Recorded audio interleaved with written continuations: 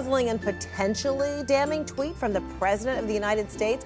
President Trump now providing a newer explanation for his firing of General Michael Flynn, tweeting this: "I had to fire General Flynn because he lied to the Vice President and the FBI. He has pled guilty to those lies. It is a shame because his actions during the transition were lawful. There was nothing to hide." The tweet is a potential major shift from the explanation Trump gave for Flynn's dismissal back in February. I didn't, but Mike, excuse me, no, I fired him because of what he said to Mike Pence. Very simple. Mike was doing his job. He was calling countries and his counterparts. So it certainly would have been okay with me if he did it. I would have directed him to do it if I thought he wasn't doing it. I didn't direct him, but I would have directed him because that's his job. Okay, so what's critical here is the timeline. If the president now says he knew Michael Flynn lied to the FBI when he fired Flynn on February 13th, then why did the president ask then FBI Director James Comey to let the investigation go the very next day? In his opening statement to the Senate Intelligence Committee, Comey wrote that on February 14th, President Trump asked him to drop the FBI investigation into Flynn, saying, quote, "I hope you can see your way clear to letting this go, to letting Flynn go. He is a good guy. I hope you can let this go." Of course, the big question now, did the President of the United States just admit to obstructing justice? For more on these developments now, let's bring back CNN's Kara Scannell and Boris Sanchez. Let's begin with you, Boris, in New York, where the president is. What more are you learning about his tweet? Hey there, Fred. Yeah, that tweet was sent out shortly after a fundraising lunch here in Midtown Manhattan, the only public event that the president is holding today in his short stop in New York.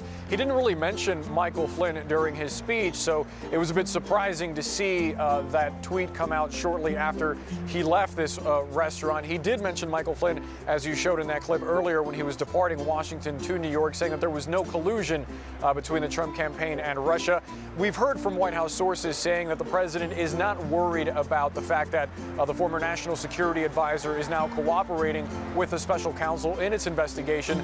However, the president's tweet and the fact that Flynn has now admitted to lying to the FBI does raise a series of questions, as the White House is trying to distance itself from Michael Flynn, describing him as an Obama-era official and making the claim that President Obama gave approval for Michael Flynn to have those conversations with Sergei Kislyak and other Russians.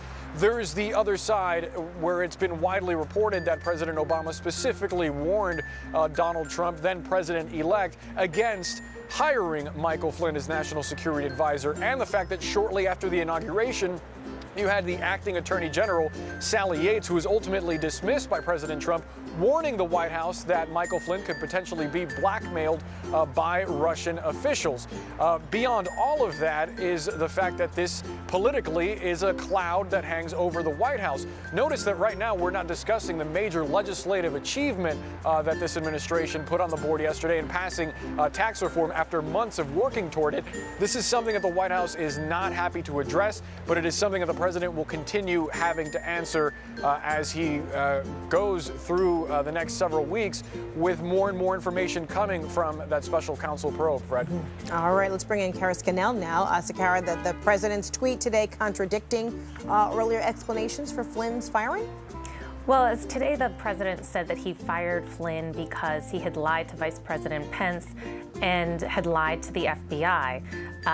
What Trump had said previously was that he fired him because he had lied to Pence. Let's take a listen to what he said in February. When I looked at the information, I said, I don't think he did anything wrong. If anything, he did something right. He was coming into office. He looked at the information. He said, that's fine. That's what they're supposed to do. They're supposed to be, and he didn't just call Russia. He called and spoke to both ways. I think there were 30-some odd countries. He's doing the job. You know, he was just doing his job.